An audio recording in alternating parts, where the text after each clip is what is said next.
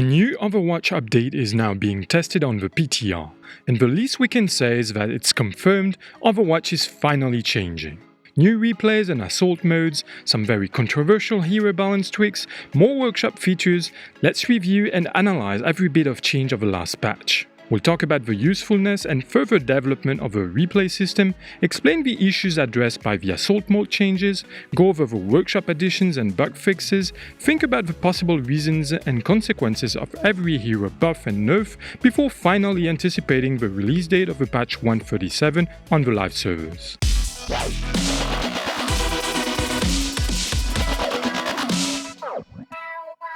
Hey guys, Alex here for Overwatch Limbo, bringing you a true experience of a competitive mode to learn, improve and grow together as better players. So if you're new here, I publish every few days guides, reviews and debunked videos to dig deeper into my Grandmaster journey.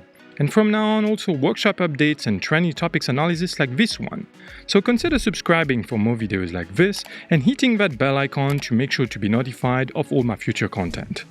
Have you ever wanted to go through your last match from a different perspective and make sure that the Sombra that everyone was ranting about in the team chat spent the whole game tickling the back of your enemy tanks and hacking useless health packs? Well, now with a replay system, that is finally possible. The game saves your last 10 matches from any modes and allows you to replay them from any vantage point at your own speed. It's roughly the same feature we got for the last Overwatch League World Cup, except that this time it's inside the game. No need for another client. So exactly like for Overwatch League games, you can move the camera around freely, follow any player from his point of view or from a third-person view, or even use the bird's eye camera with the map overlay on. A replay system is obviously a great new feature. People have been asking for this for a long time, and because of challenging technical issues, Blizzard couldn't deliver it earlier, says Jeff Kaplan. But now that this is coming to the game, it will be much easier to review your own gameplay and learn from your mistakes, or study your enemy's successful moves and strategies. In other words, it's a great tool to improve at the game. It might also affect how people behave and turn into a deterrent that will reduce toxicity. I have my doubts on this one though, because people who accuse other players to perform badly are usually not familiar with self-criticism and probably rarely review their own gameplay in order to fix them. In this interview with Stylosa on Unit Last, Jeff Kaplan talked about the possible additional features that might be added to the replay system in the near future. He's mentioning the possibility of keeping more than 10 replays and saving some of them from being replaced by new games. But there's still technical difficulties to ensure replays would work with a new iteration of the game client after a patch, so for now, we're not there yet. He clearly says that there's no reason why exporting replays on your computer shouldn't work, since it's already been done successfully with highlights, and he acknowledged that sharing your replays with friends through the internet is also a good idea and there's a version of sharing Blizzard can implement. Finally, Jeff mentioned a few perks that could be added later on, inspired by Black Ops and Halo Theater modes. The second thing people should be excited about is the rework of the assault mode. Like I anticipated in my anniversary predictions video, Blizzard added a cool PvP surprise and shows us that they do listen to people's feedbacks and try to fix things up.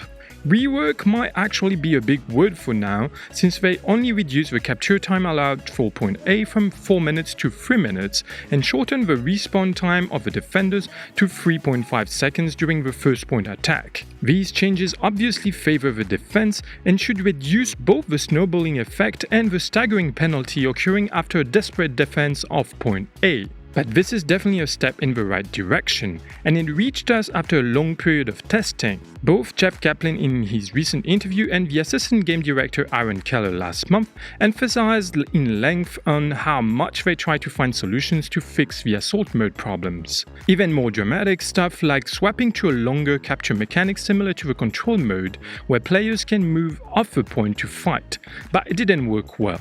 One of the main issues with Assault is how easy it is for defenders to stall point B, having the respawn room right around the corner, which drags matches in endless games and also increases the number of draws in this mode. So the Assault problems won't disappear with just these changes, and Jeff is perfectly aware of this. so they will definitely test these new settings out and get the community's feedback before eventually tweak Assault again and release it on the live servers. But it's also possible that they will speed up the process. I will tell you why I do think that way later in this video when discussing the patch schedule and release date. And before getting into the hero balance changes, I wanted to stop on the workshop update and some of the bug fixes that I think are quite important. But first, like I predicted in my release date video, Blizzard confirmed with this patch 137 that they will keep supporting and improving the Overwatch Workshop. It's not just a side feature they've thrown at players to pull their attention off the competitive mode issues that they've been complaining about since launch. They are investing constant resources to turn Overwatch into a creator-friendly platform. They're not at the stage they can share their map editor yet, but they do work towards that goal, and the latest additions to the workshop are really showing how much Blizzard expects the community to come up with something grand. So if you thought that investing time in the workshop is a waste and that people will get bored of it soon, think again. The workshop is here for good and will take much more space in Overwatch in the future, so if you're interested in learning how to use it without the hassle and time consumption of self-testing and research, go check out my best workshop tutorial selection linked in the cards up here when you're done with this video. On the bug front, there are some noticeable fixes affecting Sombra, both positive and negative, that are worth mentioning.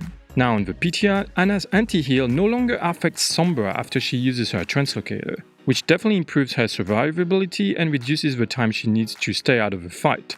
On the downside, she can't stick her translocator to slippery surfaces anymore, meaning no fancy teleportation on rooftops and such. I'm not quite sure how much Sombra players will be bothered by this, since I'm not playing her myself, but it sounds to me that it might modify her playstyle a little bit. So if you're Sombra main, please let me know how you feel about these changes and how it will affect your plays in the comment section below. Alright, let's talk meta changes. Last month, with a workshop on the menu, we didn't get any substantial hero balance changes. The devs even said multiple times they were happy with the balance of the game at the moment and were focusing more on new features. So people assumed something was coming, like roll queue, and Blizzard would want to see how heroes would perform with these new settings. But that big competitive metamorphosis shouldn't hit us until the end of the Overwatch League season in September, and thus Blizzard decided to steer things up again. It's no secret that they've been trying to kill the overwhelming GOATS composition for a few months.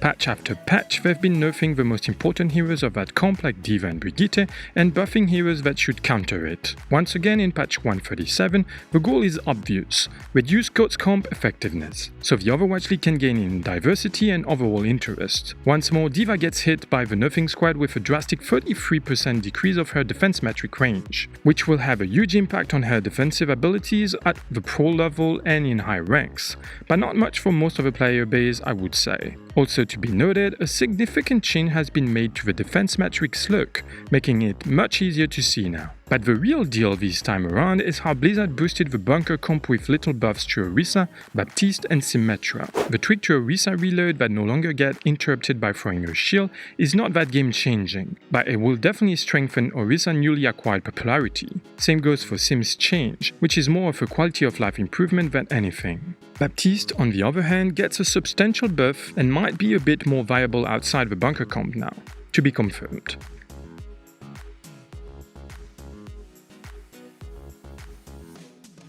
The other big buff that most of the community found crazy powerful is the change to McCree Peacekeeper fire rate. He can now shoot 25% faster, and that makes a huge difference. Just look at this.